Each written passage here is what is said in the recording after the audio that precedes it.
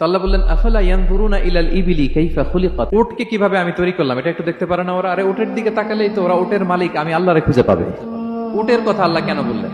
উট হচ্ছে এমন আজীব একটা প্রাণী যেটা প্রাণী বিজ্ঞানীদেরকে হয়রান করে দিয়েছে। আল্লাহু আকবার, আপনি অবাক হবেন উটের যে ফিচার আল্লাহ তাআলা দিয়েছেন।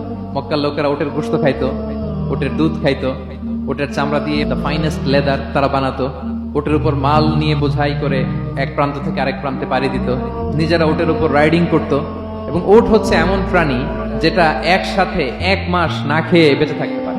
1 মাস পানিও খাওয়া লাগবে না, খাবারও খাওয়া লাগবে না। প্রাপ্তবয়স্ক একটা উট একসাথে 200 লিটার পানি খেয়ে ফেলতে পারে। এবং উটের পেটের ভিতরে একটা স্পেশাল ওয়াটার চেম্বার আছে, ওই চেম্বারে রেখে দেয়, যখন লাগবে ওইখান থেকে নিয়ে নিয়ে বেঁচে থাকে। 1 মাস না খেয়ে বেঁচে থাকে কি করে? উটের পিঠে দেখবেন একটা কুজ আছে, এই পুরো কুজটা হচ্ছে চর্বির আধার।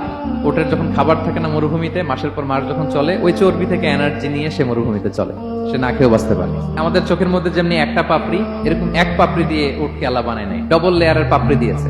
কারণ মরুভূমির মধ্যে চলতে পথে লু হাওয়া থাকবে, মরুভূমির সাইমন, বালুর ঝড়, এই ঝড় মোকাবেলার জন্য, লু হাওয়া মোকাবেলার জন্য ডবল লেয়ারের চোখের পর্দা।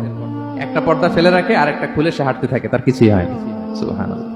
আমাদের 98 ডিগ্রি ফারেনহাইটে স্বাভাবিক তাপমাত্রা, তাই না?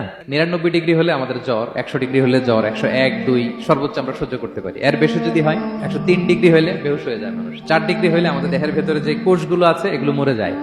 কিন্তু একটা উট মরুভূমির তাপমাত্রায় প্রতিদিন 104 ডিগ্রি 5 ডিগ্রি তাপমাত্রা সহ্য করে খুব স্বাভাবিক উট চলতে পারে, তার কিছুই হয় না। এবং মরুভূমির মধ্যে যে ক্যাকটাস আছে, গুলমলতা, বড় বড় কাঁটা জাতীয় গাছ, যেই কাঁটা পৃথিবীর কোনো প্রাণী খেতে পারবে না, কিন্তু একটা উট অনায়াসে খেয়ে ফেলতে পারে। উটের জিহ্বাকে এবং পাকস্থলীকে আল্লাহ এমন স্পেশালি মেড করেছেন, যত কাঁটা দিবেন খেয়ে সাবার ওর কিছুই হয় না। সুবহানাল্লাহ।